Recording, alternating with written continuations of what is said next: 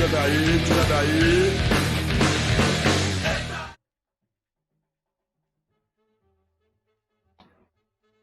E aí, time, muito boa noite. Sejam todos muito bem-vindos ao nosso podcast, episódio número 1 do E aí, time. Estamos agora no ar para trazer para vocês tudo, ou quase tudo, ou o principal, ou o mais legal do futebol paulista. E para isso, é claro que eu recebo aqui os meus parceiros, todos integrantes, no caso, representantes dos seus respectivos clubes. Vou deixá-los se apresentar. Vou ficar por último. Primeiro aqui, ó, que está à minha direita, o Elson. Muito boa noite, seja muito bem-vindo ao episódio número 1 do nosso podcast E aí, time. Seja bem-vindo aí, ótima noite.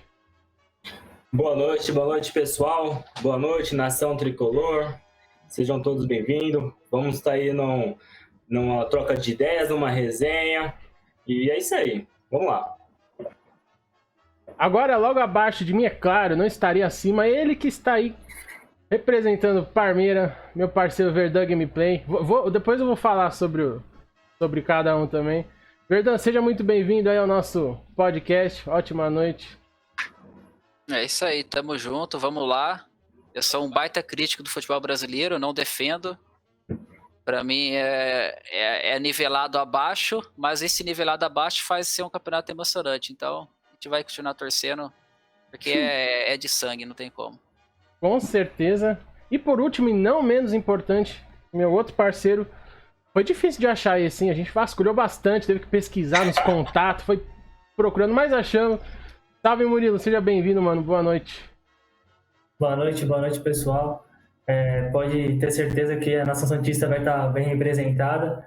Já basta de clubismo na TV aberta, então aqui vai ter clubismo também, vamos defender o Santos, mas claro com coerência também nas declarações, que é o que mais importa, né, mano? Com certeza, eu não posso dizer o mesmo, tô nem aí pra coerência, eu só vim pra falar vai Corinthians aqui a todo momento, toda oportunidade que tiver. Esse sou eu, olheiro da Fiel, mais conhecido como olheiro da Fiel, sou o Gustavo Bertelli, representando a maior massa que nós temos aqui entre nós quatro, mas deixa isso para depois, não vamos começar com polêmica, com discussão aqui no nosso podcast, né? Quero iniciar agradecendo aí todos, e já vamos iniciar então falando do quê? Falando de como o Verdun falou, que tem emoção, tá no sangue. Vamos iniciar aqui, está no ar o nosso episódio número 1. Vamos iniciar falando de Campeonato Brasileiro, do término do Brasileirão que rolou ontem, noite de ontem. Que término de rodadas, hein, amigo? Hein, amigos? Que término de campeonato, no caso. Eu não sei vocês, eu tava na expectativa, eu não vou falar que tava na expectativa do Corinthians perder. Mas se perdesse, só ia continuar seguindo o cronograma do que tá rolando pra gente o ano inteiro, né? Não gostei do título do Flamengo, não que gostaria do título do Inter, mas não gostei nem um pouco do Flamengo. Queria que vocês comentassem aí também, respectivamente, os seus jogos. O Elson, que estava envolvido no jogo também, diretamente, São Paulo e Flamengo. Cara, eu jamais acreditaria que São Paulo venceria o Flamengo ontem. De novo? Mas precisava aprovar? Não, agora... E se alguém duvidar, tem o print do Sportbet pra mostrar. Aí imitou, velho. É incrível, né? Eu assisti no jogo do São Paulo ontem e um time que jogou... Não vou falar pra você que São Paulo dominou o jogo, que fez aquele espetáculo, não. Mas jogou como se tivesse para ganhar um título. Se tivesse jogado nessa pegada o campeonato inteiro... Né? Não, é sério, cara, porque assim, um time que pegou 7 pontos de distância, jogar como jogou ontem, com serenidade, com vontade...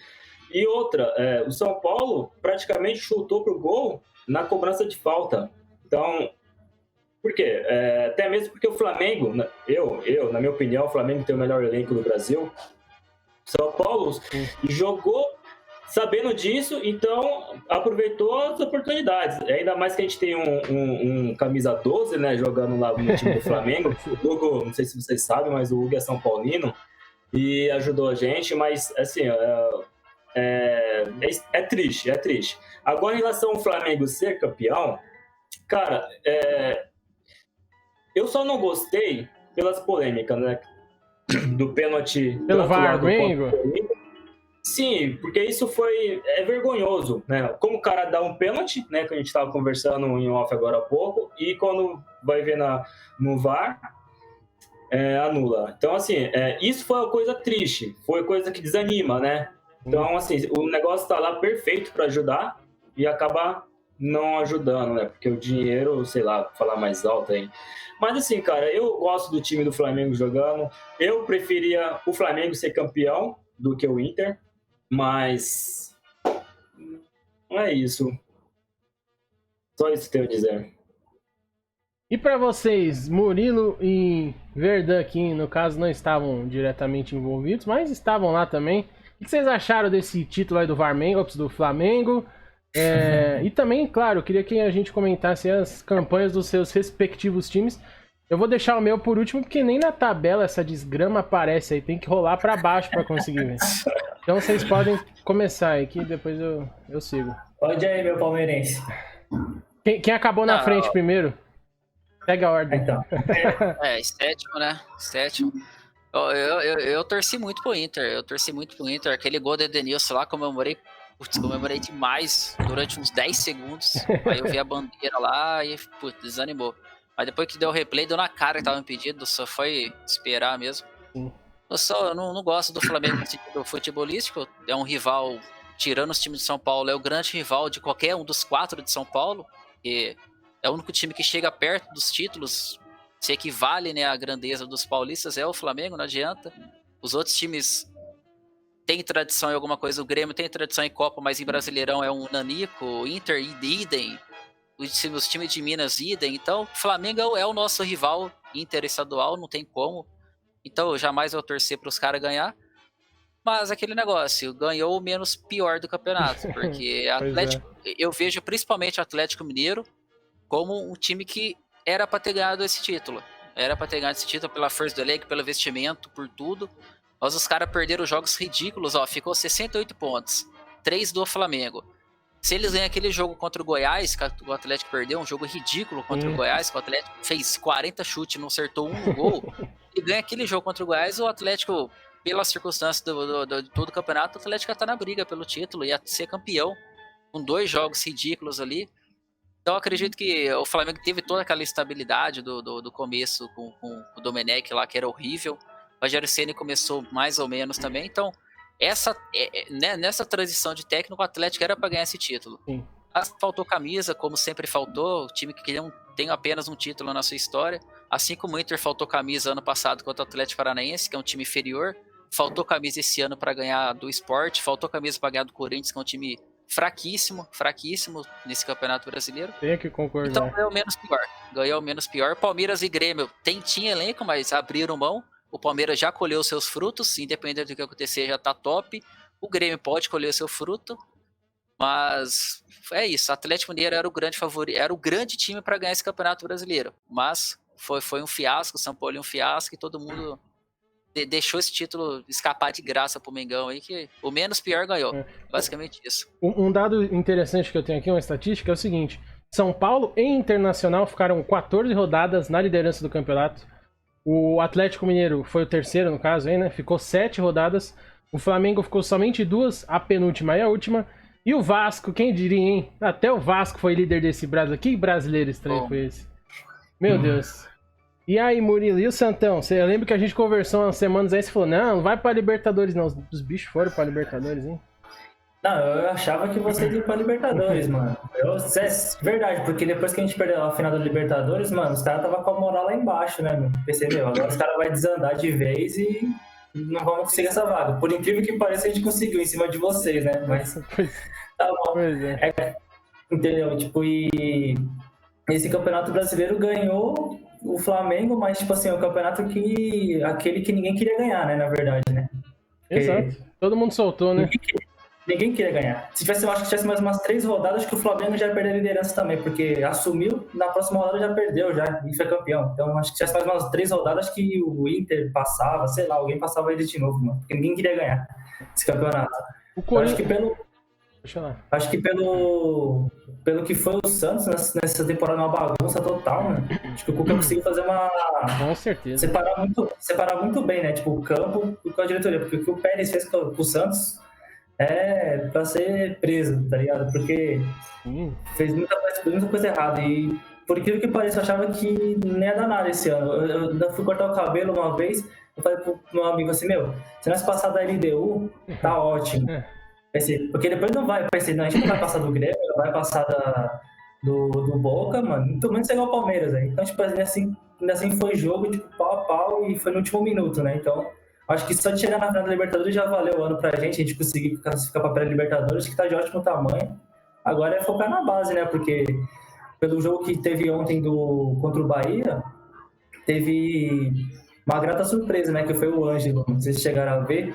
Moleque de 16 anos, moleque joga demais, mano. Até aquela nostalgia de ver o Neymar surgir, o Raulzinho. A base do Santos é muito... não tem como, né, velho? Eu acho que no Brasil não existe base parecida com a do Santos.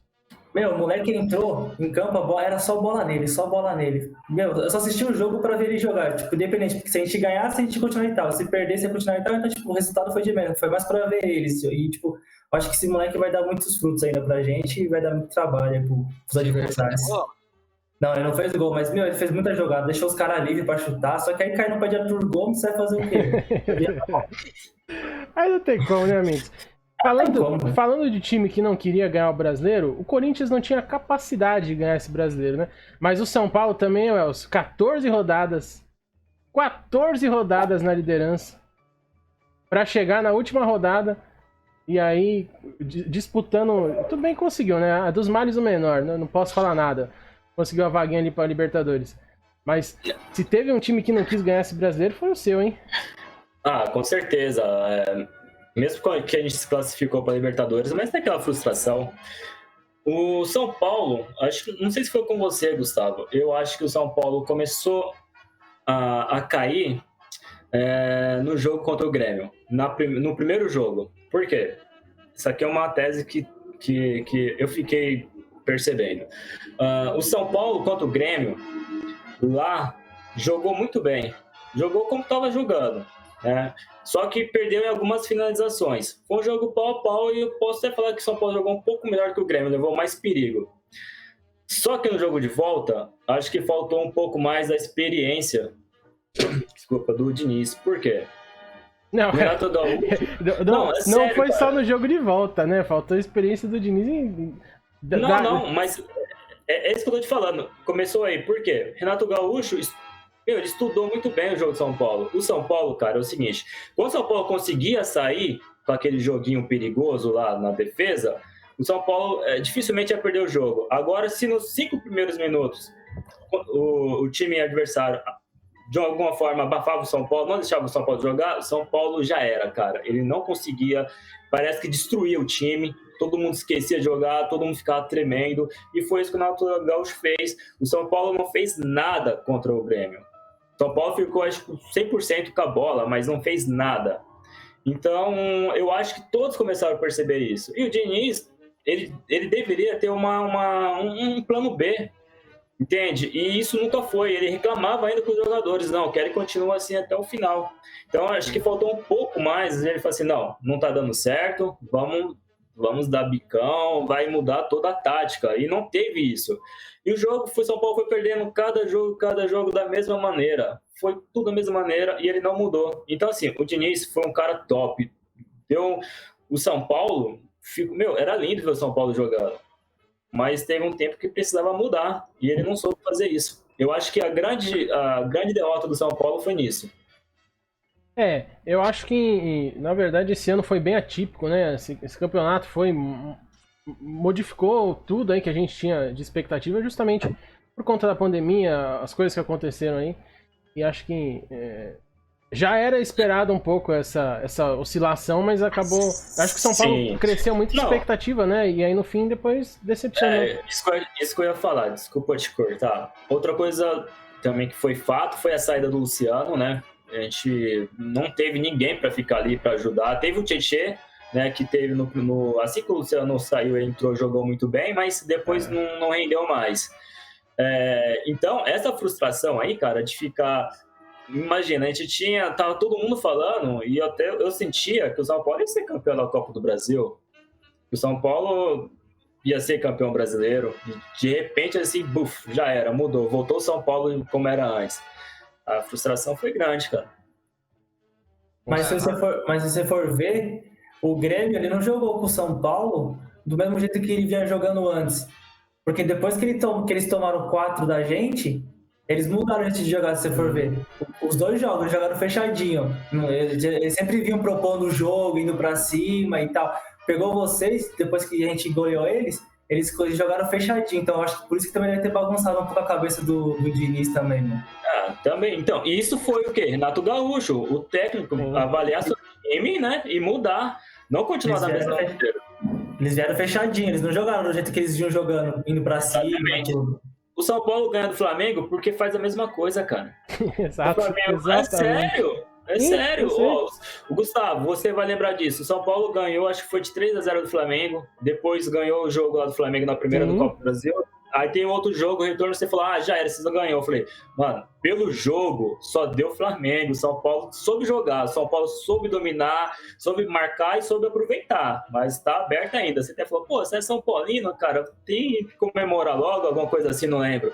Mas a tática do São Paulo foi essa. E era se ficasse nessa pegada, mas, não sei, depois que o cara ficou com o corpo mole, eu acho que os caras subiu pra cabeça, sei lá, tava com 7 pontos, tava jogando muito bem, todo mundo falando, acho que não soube controlar isso. Sim, e eu concordo.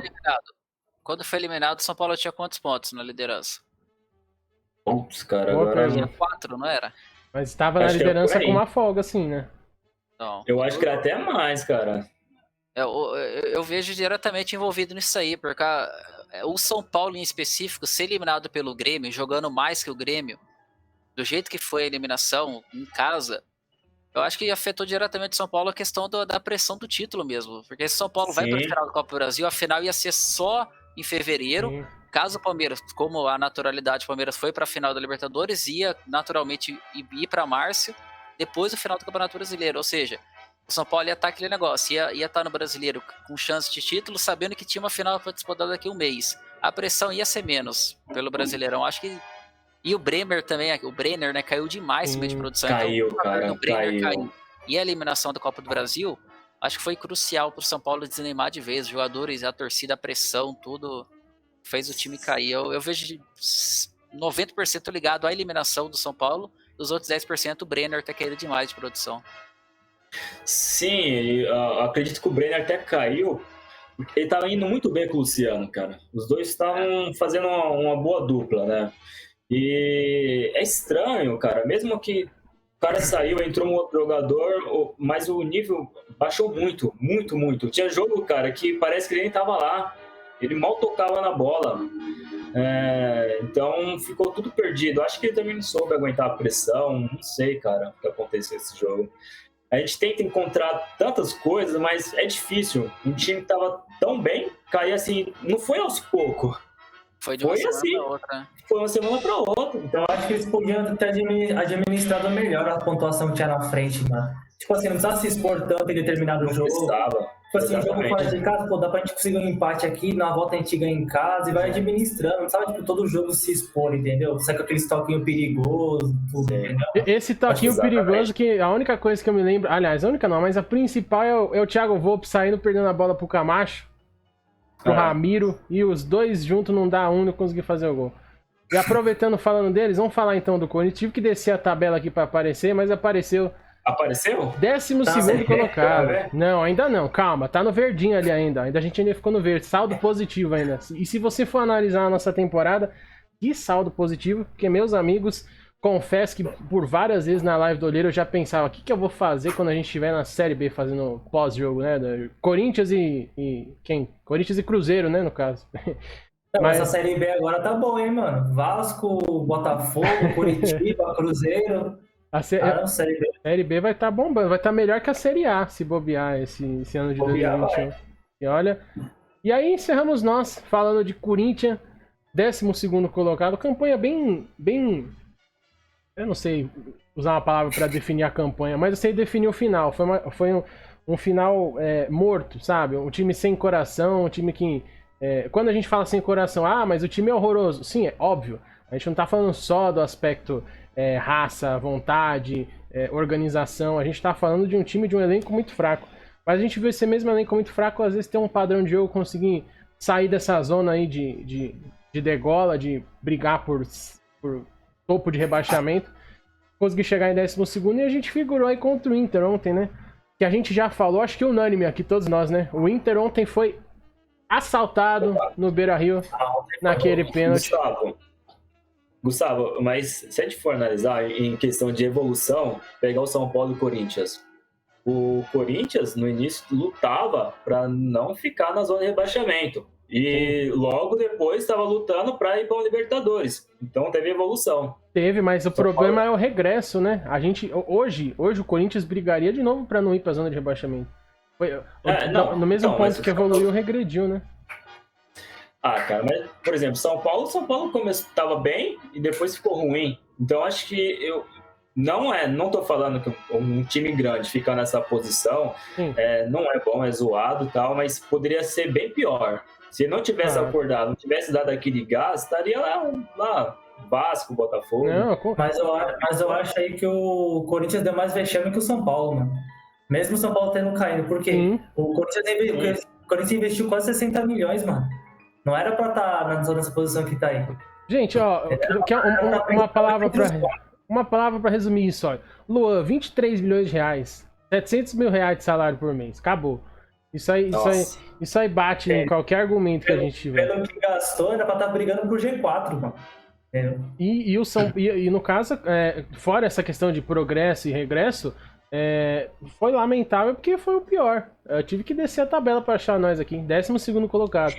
Então, tudo bem, se a gente for, mais uma vez, olhar a evolução, poderia ser pior? Poderia. Se o Thiago Nunes tivesse tido o tempo que ele queria lá, de 2 anos, sei lá quanto tempo que esse cara queria para botar um time para jogar bola, a gente tinha sido rebaixado, na minha opinião. Né? Foi a mudança que fez a gente dar essa respirada. Mas, enfim, bom para uns, nem tanto para outros. Acho que para a maioria não foi tão legal assim, mas enfim. Aí sim, assim se encerrou o nosso Brasileirão 2020. Com essa deslavada atitude lá do VAR ontem no jogo Corinthians-Inter. Uma palavra para definir. O que foi aquele VAR, aquele pênalti anulado lá do Inter ontem? Eu começo. Deixa eu ver. Assalto acho que é uma boa. É vergonhoso, cara. Eu acho que é vergonhoso. E óbvio que eu não tô falando isso porque eu gostaria que o meu time perdesse. Mas eu tenho que ser, ao mesmo ponto que a gente brinca que é clubista, a gente tem que ser coerente, como o Murilo falou.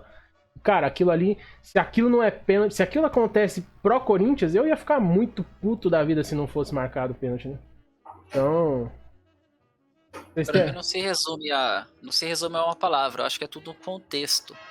É o Flamengo do outro lado. É basicamente isso. É o Inter de um lado e o Flamengo do outro. É 2 pesos diferentes pro futebol. O Inter perto do Flamengo, assim, sem nenhum tipo de clubismo, nenhum tipo de visão tapada, visão escondida, o Flamengo é muito superior ao Inter. Em questão de tudo, mídia, força, tradição, elenco, tudo. Então o Flamengo é maior do que o Inter. Basicamente isso. Um time maior, um time menor. Eu acho que se fosse a favor do Flamengo, Flamengo teria sido marcado. E como esse pênalti era automaticamente anti-Flamengo, contra o Flamengo, mesmo sendo diretamente o jogo do Flamengo, então acho que envolve todo o contexto do VAR ali. O árbitro marcou no campo, né? Marcou com a convicção, né? Absoluta, na hora. Pior que ele acertou e depois foi lá e errou. O cara conseguiu fazer... Do contexto do campeonato. O Flamengo de um lado e o Inter de outro. Para mim é basicamente isso. Infelizmente a realidade do futebol, como a gente já viu outras vezes, envolvido o próprio Corinthians 2005, quando envolve um time maior e um time menor, a história do futebol mostra isso, que infelizmente pesa pro lado maior a chance de favorecer. Então, mas aí entra uma coisa um pouco polêmica, né? Porque a gente pensa que o VAR, a tecnologia, ela chega justamente para que esse favorecimento, digamos, humano, que o juiz lá, às vezes, no momento de pressão, de apitar no grito, ele vai favorecer o maior, ele vai favorecer o que tá pressionando mais ele, seja corrigido no VAR. E aí, no caso, aconteceu exatamente o inverso. O juiz apitou com convicção o pênalti, e aí os caras foram lá e tiraram. Convenceram ele, olhou... Cara, ficou eu acho que foram 4 minutos em consulta lá na cabine do VAR. Até eles chamarem o árbitro pra ir lá olhar a telinha lá. Foi 4 o VAR e 2 o gol anulado. 6 exatamente. Minutos. É que o gol anulado tava. Aí não tem conversa, realmente tava impedido. Mas 2 minutos também pra anular um gol daquele lá é exato. ridículo, porque na visão nua já dá pra ver que Exato. tava impedido. O Né? Edenilson sabia que tava impedido, não precisava nem. Você ia falar, Murilo? Não, a mão foi óbvio. Não tem nem o que falar, meu. Por muito menos, teve pênalti por vários times aí, por muito menos, meu. E o juiz foi lá e acertou e depois foi lá e conseguiu errar. Engraçado, acho que você ia ouvir o áudio dos caras do VAR, né, na cabine. Tipo, não, é nossa, não pode tirar, é nossa. Então, tipo, sei lá, meu, o que esses caras pensam, mano. Porque não sei se é... Acredito que seja incompetência, porque não é possível os caras serem tão ruins, mano, de acertar e depois ir lá errar vendo a imagem, mano. Tem muito mais que incompetência aí. É o que o Verdão falou, né? Do contexto. Não, é o peso, né? Não é incompetência, não, é o contexto mesmo. Não, sim, eu quero acreditar que seja incompetência porque, meu, tipo, é desgostar do futebol, Muito falando que tem... Exatamente. É muito esculachado, né? Se não for. Entendeu? Muito na cara isso. Vocês lembram quando tinha algum lance duvidoso antes do VAR, né? Aí os comentaristas mesmo de alguma transmissão no jogo, eles falam, aqui pra gente fica mais fácil, né? O juiz não tem como ver uma televisão, não dá pra ele voltar e, né? E hoje tem, cara. Exatamente. Entende? O estranho é porque, assim, se fosse um lance mais duvidoso, né? Tipo assim, puta, mas será? A câmera não pegou direitinho e tal. Você poderia até falar, né, que foi incompetência, ou o juiz entendeu de uma certa forma. Mas esse não tem nem o que falar, cara. Não tem um debate em cima disso. É desgostoso, como o Murilo disse aí, não tem condições. Mas enfim, assim acabou o brasileiro, então, essa vergonha que foi esse nosso brasileiro 2020. Varmengo campeão. E aí, deu no que deu, né? Cada um vai disputar a sua respectiva competição. Fala aí, Verdão. O VAR entrou no começo da temporada passada, campeonato de 19, ou no meio do 19, foi no começo também, né? Esse foi o segundo campeonato 100% de VAR, né? Cara, eu acho que No começo ou no meio. Eu acho que é o segundo campeonato completo, né, de VAR. Acho que sim, VAR porque 100% entrou no Paulista no ano passado. Já tinha tido um ano completo no Brasileiro. Vamos imaginar que é 2020, então entrou no ano passado. Isso. Entrou em 2019, no caso. No Paulista começou em 2020 e a partir das quartas, né, eu acho, se eu não me engano. E no Brasileiro entrou em 2019. Já iniciou no Brasileiro. A questão do VAR aqui no Brasil também é usado errado. Não sei se vocês acompanham futebol europeu. Alguém aqui acompanha a fundo o futebol ou não? Cara, a gente vê o uso do VAR na Inglaterra, por exemplo. lá é uma aula. Sim. O VAR ele foi feito para erros claros e evidentes. O erro do Inter ontem não foi claro e evidente. Foi um lance interpretativo de campo. Não foi um erro claro e evidente. O erro claro e evidente seria se batesse na barriga, o árbitro marcasse, aí sim. Mas, bateu na mão, então não era um erro claro e evidente. O VAR no Brasil, ele chama para maneiras que não era para ser chamadas. Na Inglaterra, até a hora que você fala, isso é pênalti. Os caras não marcam pênalti, não chamam o VAR porque no campo o árbitro interpretou que lá não era pênalti. Porque não é um erro claro e evidente, tipo uma trombada dentro da área, uma puxada de camisa, que é aquela puxadinha vagabunda meia boca. Aqui no Brasil os caras chamam pra VAR. Lá na Inglaterra os caras não chamam, porque não é um erro claro. A palavra erro claro e evidente que é o problema do VAR. Porque o erro claro e evidente é aplicado na Europa, no Brasil não é. No Brasil é a interpretação do VAR e interpretação do campo. É duas medidas diferentes, isso que é complicado. Uma prova disso que você tá falando, Verdão, é o que a gente falou. O árbitro marcou imediatamente o pênalti ontem. Ele tava, sei lá, a 5 metros do lance. Ele tava de frente. Ele viu. Tanto que a bola bateu no braço e foi um lance muito rápido. Então não existia realmente essa necessidade de ter sido feita essa consulta aí. É que... Então, ele não tinha personalidade pra manter o que ele apitou, né, meu? Apitou, tá com convicção, apita e já era, mano. Não tem essa de voltar atrás. Ele acertou, mano. Pois é. Então, mas ele voltou atrás, não foi porque alguém... Foi pela pressão que veio, né? De lá de cima. Exatamente. Chamou ele pra ele rever, entendeu? Não, mas ele pode continuar com a opinião dele, mano. Então, mas aí eu acho que esse VAR, ele também deixa os juízes inseguros, né? Eu acho que os juízes perderam todo aquele negócio, não, eu marquei, pronto, entendeu? Bateu no peito, eu marquei, tá, e é isso. Hoje não, eles estão ele se sente mais seguro indo lá ver o VAR, Exato. entendeu? Aí fica nesse negócio, que nem o Bernardo falou, não tem essa convicção, não tem aquela, não, o VAR ali é só para em um caso bem duvidoso mesmo, mas os caras não tem segurança. Não tem segurança e também tem aquele negócio, né, de alguém lá em cima tá dominando o jogo. Não, esse aqui tem que rever, esse aqui não tem que rever. Então isso estraga tudo, né? O Brasil não tem jeito, cara. E cada parada é 5, 10 minutos. Isso aí também. Ô Verdão, você tem uma média de tempo que o VAR analisa lance e dá a resposta pro árbitro em campo na Inglaterra, por exemplo, que você citou? Cara, lá quando você tá pensando, o Olheiro me conhece, que ele é até membro do meu canal, do YouTube. Pode fazer o jabá e se inscrevam lá, que quem curte videogame é top. Então, o amigo São Paulino e o Santista não me conhecem, mas assim, eu sou palmeirense, só que eu tenho linhagem inglesa, e eu sou torcedor do Chelsea, assim como do Palmeiras, fanático de ambos os times, acompanho drasticamente os dois. É compromisso para mim o jogo do Palmeiras e do Chelsea, é compromisso, eu deixo de sair, deixo de fazer uma atividade familiar, qualquer coisa, para assistir Chelsea e Palmeiras. Então, acompanho com propriedade ambos os times. E o campeonato inglês é meu principal campeonato, porque aqui no Brasil eu acompanho o Palmeiras e notícias dos outros times. Eu trabalho com o computador no meu serviço, então eu fico o dia inteiro com o Globo Esporte atualizando, ESPN atualizando, então eu vejo a notícia de todo mundo, tanto de São Paulo, os Corinthians, Palmeiras, tudo. E o campeonato inglês também não é diferente. Então eu assisto todos os jogos do inglesão também, então aquele tempo que eu tô pensando no lance, já tá seguindo o jogo. Já resolveu, né? Não tem uma média lá, a média é abaixo de 30 segundos, é inacreditável. Tem hora que até te acha que o cara errou, fala, pô, isso é pênalti, mano, o cara não marcou, o cara nem chamou pro VAR. Só que a gente vê os caras lá é muito rígido, pra marcar um pênalti lá tem que ser muito pênalti. Tem que ser muito pênalti pro cara chamar o VAR. Você olha assim e fala, pô, será que isso aí foi o pênalti? Você tá olhando a câmera ali, o árbitro já tá iniciando o tiro de meta. Então, tipo, a questão... Lá os caras são até rígidos até demais. Eu acho que deveria dar uma aliviada, alguns lances, dar uma analisada com mais frieza. Só que, falando de um lance que dá pro Brasil copiar, entre aspas, que não é interpretação, que é a linha de impedimento. Mano, lá o negócio, os caras travam o negócio ali, o software deles são diferentes do nosso, é outro software. Eu não vou recordar os dois nomes aqui, então não vou tentar falar os dois nomes, que eu confundo bastante os softwares. Só que o nosso software da CBF é um, o da Premier League é outro. O software dos caras, mano, é praticamente automático, bateu a linha ali, travou, já era.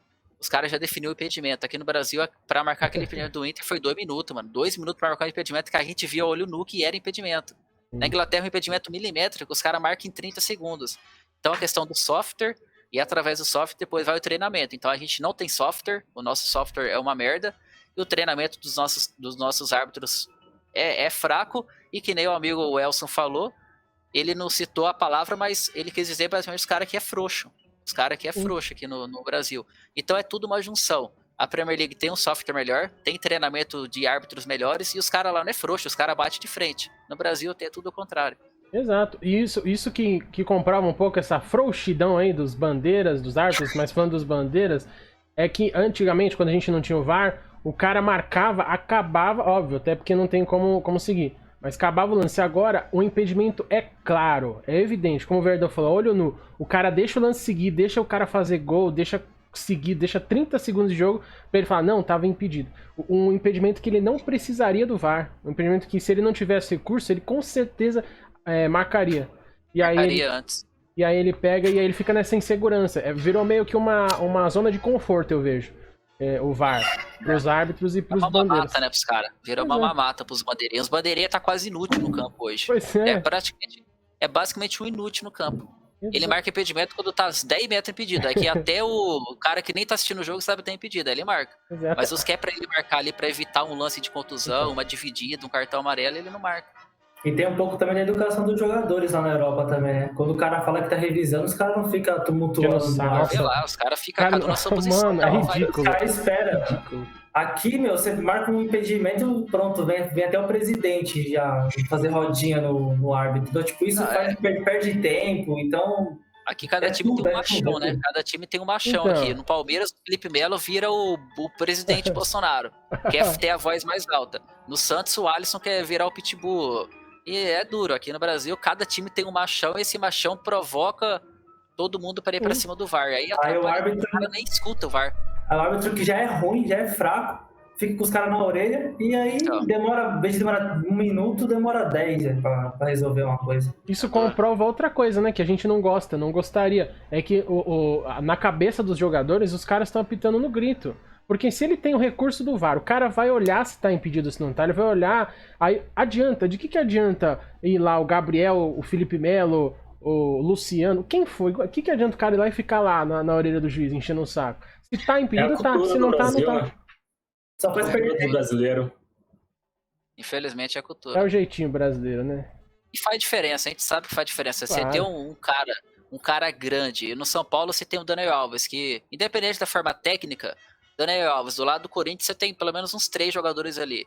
Do Santos você tem uns 2, 3 jogadores também. No Palmeiras tem o Felipe Melo. Esses caras gritam no ouvido do árbitro, o cara não tem convicção, esses caras faz pesar. Porque esse cara vai chamar o resto do time, até o banco de reserva vai lá pressionar o árbitro. Isso aí dá um pezinho, ainda mais quando é contra time pequeno. Aquele contra o Palmeiras e Vitória, não sei se vocês... Vitória não, pô, Vitória tá na Série B. Palmeiras e Sport, não sei se vocês vão recordar de um pênalti que foi anulado no finalzinho do Sport, bateu na mão do Gabriel Verón, se eu não me engano. Mano, aquilo lá, tipo assim, foi tirado o pênalti no grito dos jogadores do Palmeiras, porque era um time pequeno do outro lado. O jogador do Palmeiras gritou, o árbitro olhou e falou, vou anular. Qual é a diferença desse pênalti que você acabou de falar pro pênalti pro Internacional contra o Corinthians? Mano, dispensa comentários. Entendeu? Os caras não tem um critério, né, mano? Aí fica difícil. Mas agora é a nossa hora de fazer o quê? De vestir aquele narizinho vermelho, bonito, e falar que vai ser diferente. Terminou o Brasileiro, vai começar o Paulista. Pra 3 de nós vai começar o Paulista. Eu vou começar pro que vai estar um pouco mais feliz esse final de semana. Vai, Verdão, solta o verbo aí. O que vai ser pra você essa final de Copa do Brasil entre Grêmio e Palmeiras? Primeiro jogo é agora domingo e depois no próximo, né? Assim, antes da final da Libertadores, a Copa do Brasil se dane. Não adianta. Se perder, se ganhar, se foda, basicamente isso. Só que depois que a Libertadores acaba, a hype do título acaba, sobe, aí até Paulistinha que não vale... muitas das vezes a gente fala que não vale nada, quando chega na final é outros 500, né, mano? A gente quer levantar a taça, independente de qual seja. E a Copa do Brasil é a segunda mais importante em solo brasileiro, né? Então, a gente tá empatado com o Corinthians e com o Flamengo, né? 3 títulos, são 2 rivais. Então, a gente tem aquele sentimento de querer ser soberano aos rivais, então, vai ganhar o 4º título, então vai passar o Flamengo, vai passar o Corinthians, gritar campeão, criar uma hegemonia dentro dos times paulistas, que o Palmeiras é o atual campeão dos times paulistas e pode continuar empilhando taças. Então tem toda aquela questão da rivalidade, da conquista. Assim, é duro contra o Corinthians agora. Vai ter que abrir mão do jogo. A torcida vai entender, eu tenho absoluta certeza que ela vai. O time que jogou contra o Atlético Mineiro vai jogar contra o Corinthians, o time do Atlético Mineiro vai jogar contra o Corinthians, isso aí não tenha dúvida. E a torcida vai entender a derrota pro Corinthians. Se perder pro Corinthians, vai entender, mas se ganhar, e vai virar aquela gozação absurda também. Sub-15 ganhar do Corinthians, vai ser uma gozação absurda. O foco tem que ser a Copa do Brasil. Esquece o Corinthians. Infelizmente, a federação não quis adiar o jogo. Infelizmente, pro palmeirense, não quis adiar o jogo. Mas eu acho que não deveria adiar também, porque é um contexto ali. O calendário também tá muito apertado esse ano, né? Então, o calendário tá apertado. O nosso futebol já é uma zona com o calendário em ordem. Entre aspas, em ordem. Agora, fora de ordem, então... se fosse o contrário, eu não ia querer que adiasse. Se fosse o Corinthians do outro lado, eu não ia querer. Então, no modo geral, eu entendo. Bota a molecada pra jogar. Deixa o William, o Breno Lopes, 2 caras experientes, meia boca, ele jogando, só pra dar um equilíbrio. Se empatar o jogo, tá ótimo. Se for 1-1 ali, tá ótimo. E o Corinthians também não é nenhuma super máquina do outro lado. Então, dá pra sonhar com um resultado ali que seja um empatezinho ou uma vitória chorada 1-0. Tá tirando menos de 3-0, eu nem comemoro esse jogo aí, verdade. Não, mas... Não, o Corinthians teria que ganhar de 3-0 mesmo, né, mano? Isso aí é porque o time do Palmeiras é ridículo que entrou em campo ontem com o Atlético Mineiro. Jogadores também, fraquíssimos. Jogadores... Gabriel Silva, o lateral Aderlan, nunca nem ouvi falar do Aderlan. Cara, fraquíssimos. Então o Corinthians acho que vai ganhar. Eu acho que ganha, só que falando sem o clubismo, acho que ganha, mas a gente vai ter que torcer, né, mano? E o seu comentário, foi o presidente do Grêmio, não foi? Que falou que já tá ganho, já tá certo o título do Grêmio nessa Copa do Brasil? Foi o presidente? Sim. Qual que é o seu... Se você pudesse mandar um tweet, 140 caracteres pro presidente do Grêmio, o que você mandaria? Eu apoiaria pra poder usar no futuro se fosse a favor nosso, né, o título vier. Apoiaria, falar, tá certo, o Grêmio é rei de Copa, vai ganhar do Palmeiras, você tá certo. Basicamente, é sendo irônico, né? Ia ser irônico, mas se caso o Palmeiras for campeão, aí é descascar também, porque é duro. Um presidente falar que é campeão, eu acho que é muita irresponsabilidade. Isso aí é muita irresponsabilidade. Que nem o cara do Santos falou, o presidente do Santos, eu me esqueci o nome. O Rueda. Isso, então, mas o modo que ele falou que o Santos seria campeão da Liberta era o modo de santista, falando pro seu elenco, o presidente... De torcedor, né? Então, mas não foi um modo provocativo ao Palmeiras, ele tava confiante no time dele. Eu não vi nada demais no comentário do cara do Santos. Agora do Grêmio cravou o título, cravou como se só tivesse um time do lado. Meus jogadores estão motivados, o meu técnico quer ser campeão. Porra, quem não quer ser campeão? Comentário óbvio dele, então tipo assim, ele cravou o título do Grêmio. O do Santos eu não vi como isso. Eu vi mais como um time que tava desacreditado, que chegou na final e o cara acredita que ia ser campeão. Então, até porque se ele não acreditar no próprio time, também quem vai acreditar, né? Não, aquilo lá, eu vi, a imprensa fez uma polêmica que não tinha necessidade do presidente do Santos. Era um presidente que queria motivar os seus jogadores que estavam desacreditados há 2 meses atrás. Agora do Grêmio eu vi como provocação, aquilo lá soou como provocação. E digo mais, não é nem só como provocação, eu acho que ele tentou meio que bancar o título pros jogadores, pro Renato Gaúcho, só que isso é um tiro no pé, porque ele não incentivou a sua equipe, ele só jogou uma pressão totalmente desnecessária, que é o que você falou.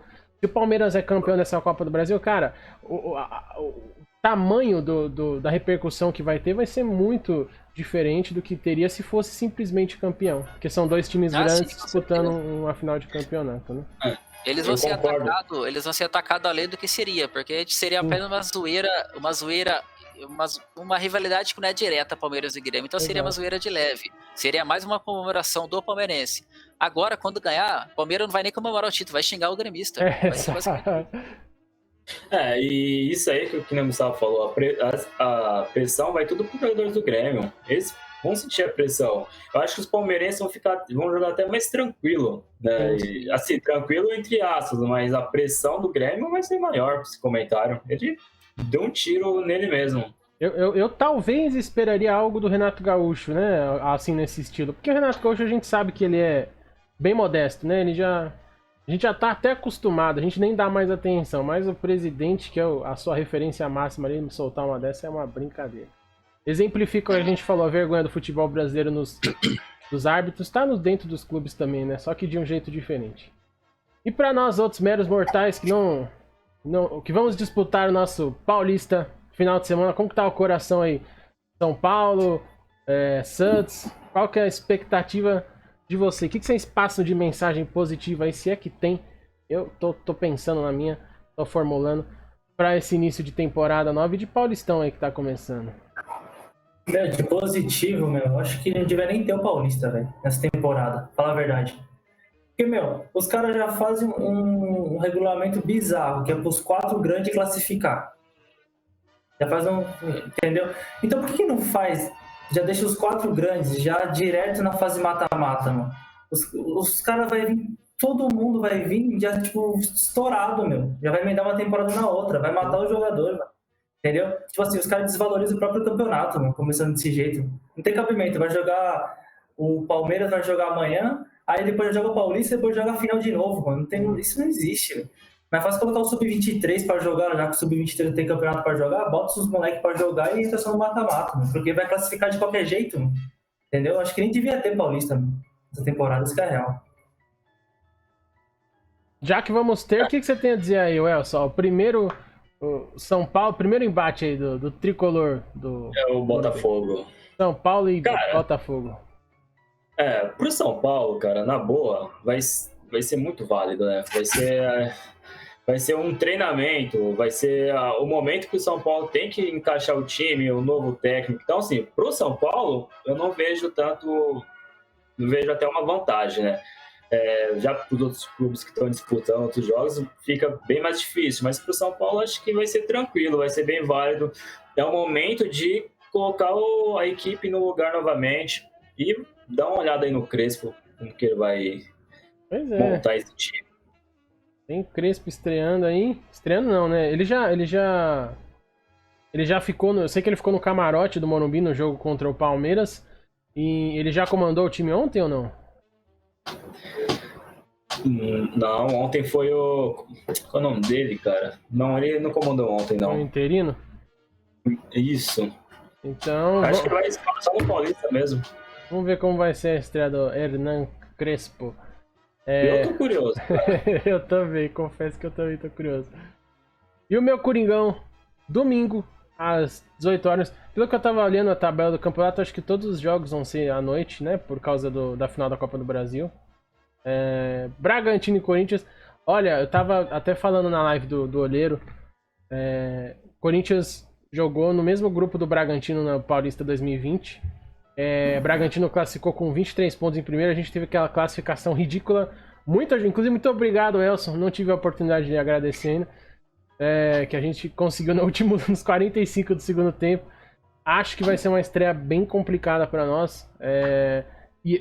Eu concordo com você falando pro Corinthians especificamente. Acho que é um mal necessário o Paulista pra gente. Porque é o campeonato menos expressivo e ao mesmo tempo é o menos competitivo que eu acho que a gente vai disputar. Pelo menos no aspecto de força dos clubes.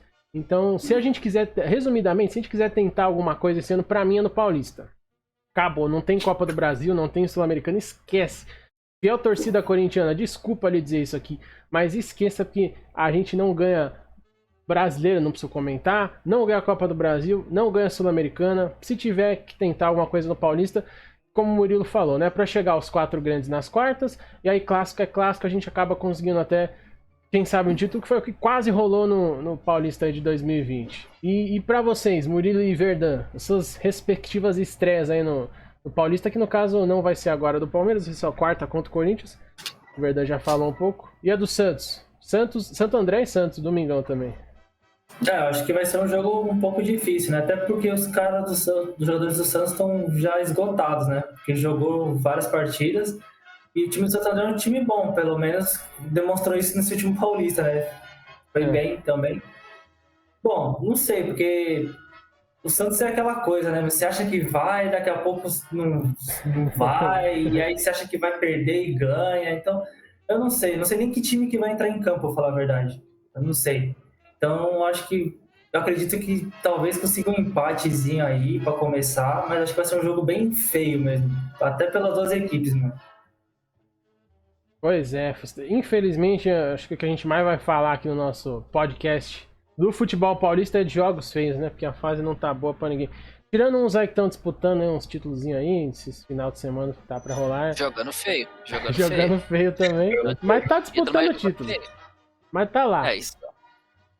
Tá lá. Vale o título. Eu queria estar jogando feio e ter acabado em 8º lugar no Brasileiro. Olha só a minha ambição. Vê se não é de doer o coração. Você tá disputando a Copa do Brasil.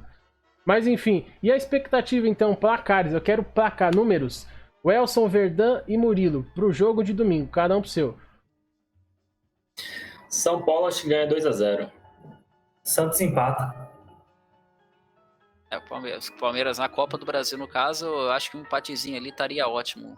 0-0 ou 1-1 estaria ótimo. Pra decidir em casa depois e vencer. Pra mim, Corinthians empata. Se for muito feliz no final de semana contra o Bragantino. Se o Claudinho tiver de ressaca do sabadão, da festa. Hoje tá tendo festa lá do Brasileirão, né? Tomara que o Claudinho saia de lá. 4 troféus pro meninão, hein? Então. 4 troféus pro meninão. Tomara que ele saia de lá e fique até domingo de manhã na balada. Love Story fechou. Vocês mandaram ele embora, né? Vocês sabem. E vocês mandaram ele embora, de graça. Claudinho, recusamos Thiago Galhardo, recusamos Marinho. Eu não vou falar, dói meu coração. Chega de tristeza pra mim de sofrer. Não, o pior é o Grêmio, né? Que vê o Luciano metendo o gol, o Marinho fazendo o gol e tava lá, os dois caras estavam lá. E olha que o Gaúcho é conhecido como recuperador do jogador. Recuperadores dos melhores. É duro. Pois é, amigos. Pra vocês verem como o futebol tá mudado, né? A gente... Até os estereótipos aí, digamos assim, que a gente tinha de confiança nos treinadores, nos jogadores, não tá rolando, né? E devo atribuir também ao meu querido Thiago Nunes a dispensa, né? Que não foi uma dispensa, óbvio, não tava cravado.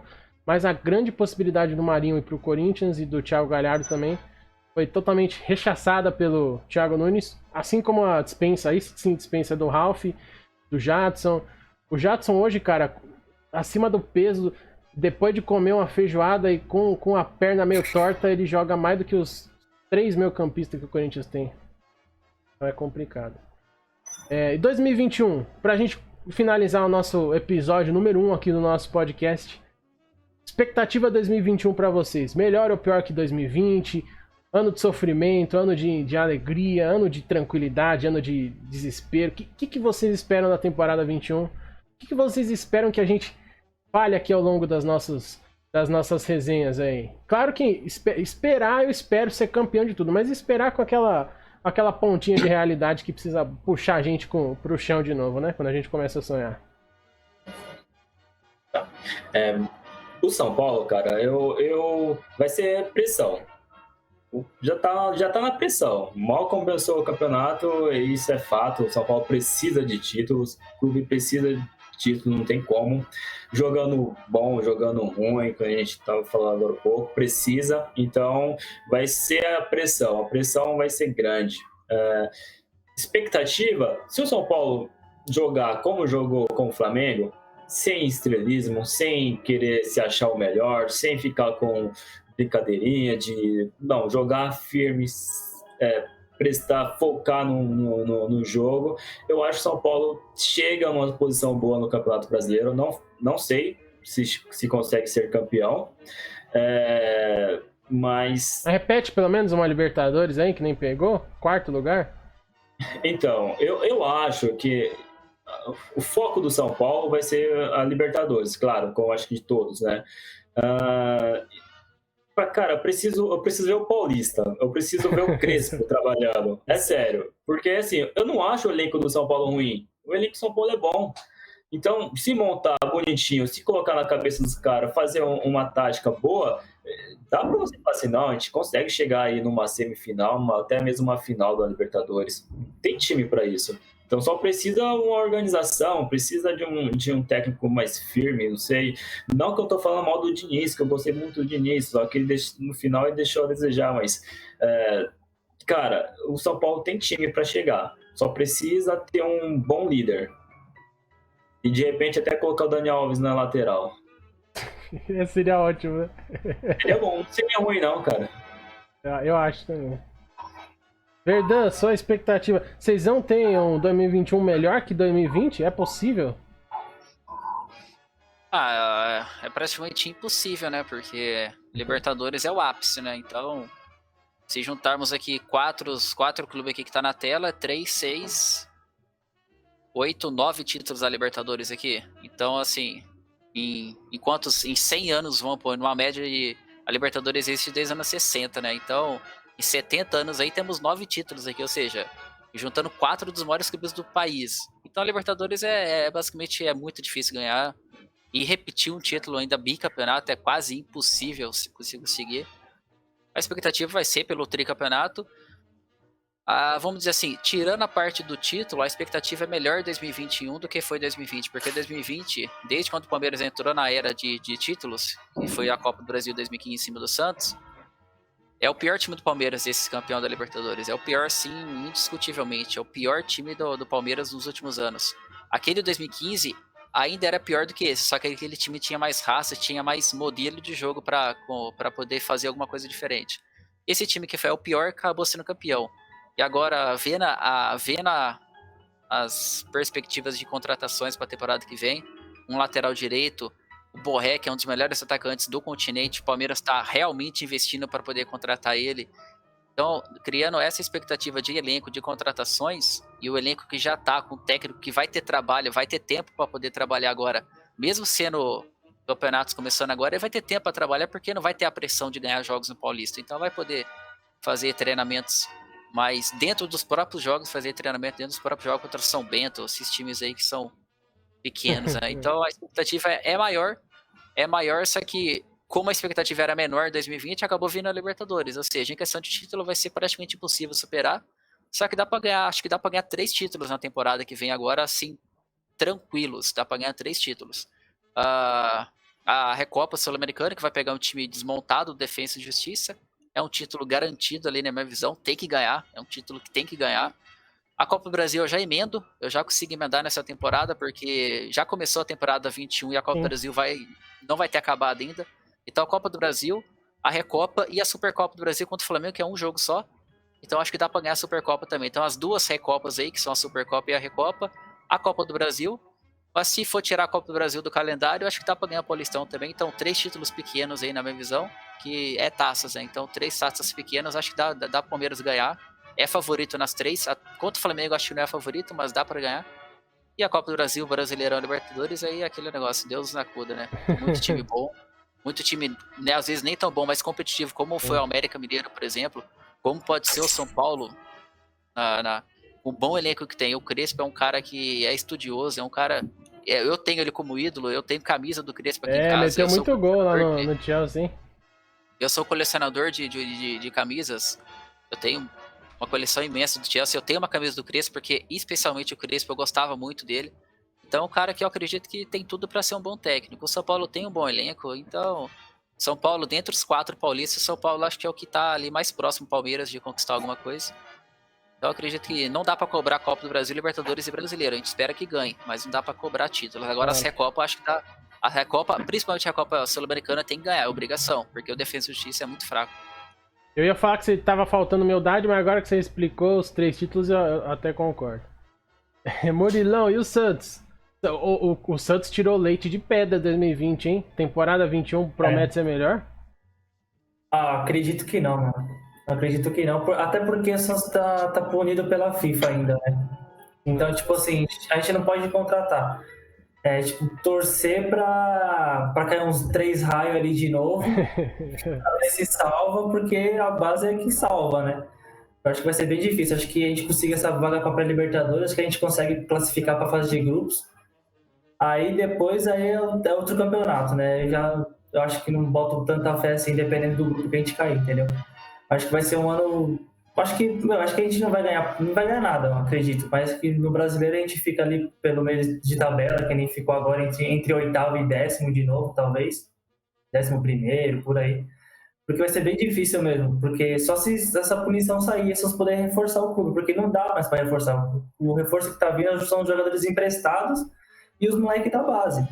Não tem o que fazer. E esses moleques precisam de jogo, até ganhar experiência, tudo. Vai pegar Palmeiras, vai pegar Flamengo, vai ter os clássicos. Até esses moleques ganhar corpo para pegar jogo grande, a gente vai tomar muita paulada, entendeu? Então acho que vai ser um pouco complicado. Tanto que quando os moleques jogou, perderam todas as partidas, só ganharam uma do São Paulo, só. Quando jogou só com os reservas, que era só molecada. Então acho que vai ser bem difícil mesmo, entendeu? Esse ano. Torcer pros raios cair lá de novo na Vila e dar certo, porque acho que vai ser bem difícil mesmo esse ano. Acho que não vai ser melhor do que esse ano de 2020, não. Não queria falar nada, mas eu espero que não seja também. Mas pra nós, temporada 2021, acho que o que resume o nosso ano, e assim eu espero, que se não for isso, pode ser muito pior, é a emoção. Eu acho que vai ser um ano bem emocionante pro Corinthians. Porque nós não temos elenco para disputar nenhum título, por menor que seja. A gente não tem um padrão de jogo legal para disputar. Eu achei que tinha com o Mancini, mas a gente enxergou que foi um engano aí, que funcionou em alguns jogos, mas não funcionou em outros, que poderia ter funcionado até melhor. Então a gente ganhou do Inter, líder do campeonato em Itaquera, com o gol de Matheus Davó, que sumiu, que você não sabe nem o que tá fazendo mais da vida, não sabe nem ser jogador de bola ainda. E aí a gente empatou um jogo com o Atlético Paranaense em casa, que a gente fez 3 gols. Então, acho que o nosso ano vai ser resumido por emoção. E aí, eu espero aquilo que infelizmente é o que me restou, mas que é o que a gente tem bastante, né? Corintiano é bem assim, a raça, né? Esperar a raça para que os caras na vontade, na garra consigam superar a falta de habilidade, que acho que se juntar nós 4 aqui, os 4 são titulares no time do Corinthians atualmente. Não importa quem joga, quem não joga, onde, como, mas os 4 aqui são titulares no time atual do Corinthians, então acho que vai ser um ano bem emocionante para nós. E a gente vai estar aí acompanhando tudo isso, né? Vamos estar aqui, como a gente já avisou. Todas as sextas-feiras, 21 horas ao vivo para essa resenha, pra gente falar e trazer principalmente, né, os resultados do meio de semana e as análises, as expectativas para os jogos de final de semana. Final de semana tem final de Copa do Brasil pro Palmeiras, tem Paulista para nós. Meio de semana já tem derby, temos Corinthians e Palmeiras na Itaquera, né, o Química Arena. Então, sexta-feira que vem, marca aí já com compromisso com a gente vai estar aqui novamente, ao vivo no YouTube. E pra galera que quiser nos acompanhar em todos os podcast players aí, à disposição assim que a nossa live for encerrada, beleza? Quero agradecer demais vocês, meus parceiros Welson, Verdun e Murilo. Deixem o boa noite, o salve, a mensagem de fé e esperança de vocês.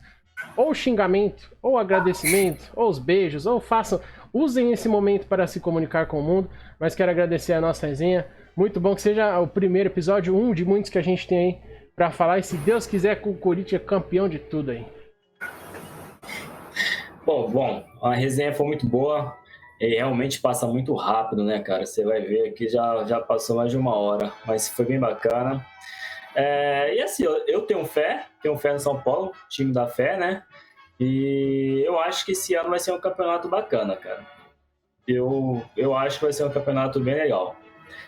Para falar a verdade, só falta um pouquinho mais aí do Corinthians, até um pouquinho mais do Santos para deixar mais equilibrado, mas eu acho que vai ser um campeonato bem bacana. Errado não tá. Tomara que não tenha esses erros do VAR aí na cara dura para não estragar o campeonato.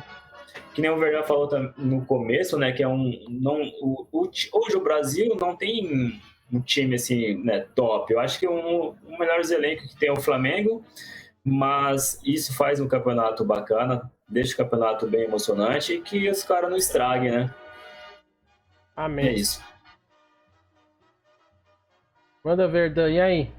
Deixa o seu salve. Pode fazer, fala do canal, convida a galera. Inclusive, pessoal, você que tá assistindo a gente, se inscreve aqui também, dá essa força, essa moral pra gente aqui do podcast aí, time. Deixa o like se você tá vendo a gente pelo YouTube, deixa o like, se inscreve no nosso canal. Se você tá nos ouvindo pelo podcast aí, segue a gente pra sempre ficar por dentro, pra sempre acompanhar. Ativa o bendito do sininho pra receber as notificações e pra sempre acompanhar tudo que a gente soltar de novo aí no nosso canal, que esse ano vai ser um ano de bastante coisa boa, se Deus quiser, pra gente falar aí. Isso aí, acabando o podcast nosso aqui, eu sempre iniciei minha live no YouTube aí, no meu canal mesmo, Verdun, sobre futebol, PES, né, jogo de videogame. Basicamente isso, e em relação ao futebol, aos palmeirenses que torça pro Corinthians cair pra segunda divisão, torça pro Santos ser meio de tabela e pro São Paulo ser vice-campeão de novo, mesmo não sendo vice-campeão esse ano, mas ficou com gosto do vice-campeonato ali, basicamente, porque era líder. Torcer pra... é isso aí. Se juntar a defesa do Corinthians e o ataque do Santos era um time competitivo, a diferença é que não tem como fazer isso, né? Infelizmente. Manda, Murilo. Então, acho que Corinthians, São Paulo e Santos estão unidos nessa temporada por uma palavra, mano. A fé. Amém. Porque é o que resta pra nós, porque o Palmeiras já tá em outro patamar, que a gente já disse o Bruno Henrique, né? E a briga dos caras lá é outra coisa. Agora nós três estamos nessa, né? Torcendo por dias melhores. É isso mesmo, torcer para fazer um campeonato bom e ver se essa diretoria nova agora que assumiu consegue colocar a casa em ordem, porque tá precisando, porque ficar que nem um Cruzeiro, um Botafogo assim é passado, né, meu? Mas vamos torcer aí que essa temporada vai ser dura, mas espero que seja bem disputada. É isso aí, meus amigos. Muito obrigado. Galera que está nos assistindo também, muito obrigado. Não esqueça o seu compromisso com a gente, toda sexta, 21 horas. E não só Palmeiras, como São Paulo, não só palmeirenses, né? Como São Paulinos e Santistas torcerão pra gente ir pra Série B.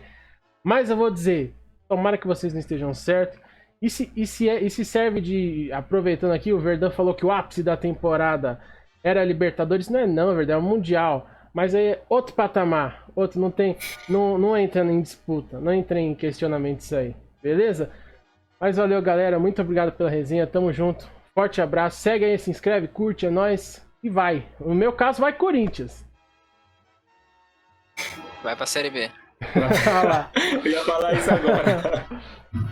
Valeu, galera. Tamo junto. Falou, pessoal. Um abração a todos aí. Uma boa noite. Valeu.